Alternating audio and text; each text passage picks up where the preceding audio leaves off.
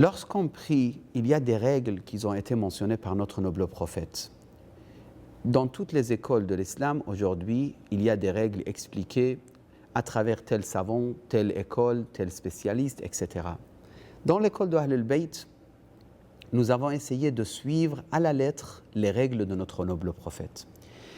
Dans les sources sunnites comme dans les sources chiites, on parle du fait que le prophète, il ne se prosternait pas sur les vêtements.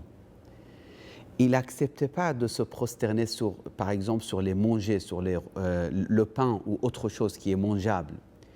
Donc la prosternation, c'était mentionné qu'il doit être sur al-ard, la terre, ou tout ce qui sort de la terre, mais qui ne soit pas ni utilisé pour habit, ni utilisé comme nourriture.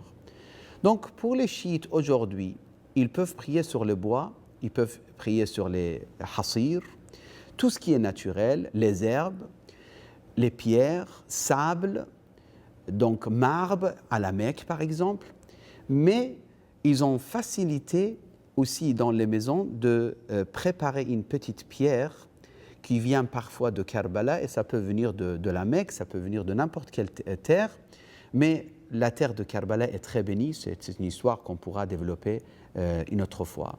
Donc la prosternation sur ça, c'est comme condition d'acceptation de prière. Pourquoi? Parce que ce n'est pas pour la turba qui prie un chiite. Il ne prie pas pour la pierre, mais il prosterne sur la pierre. Il ne peut pas se prosterner, par exemple, sur les tapis et tout ce qui est fabriqué à la main.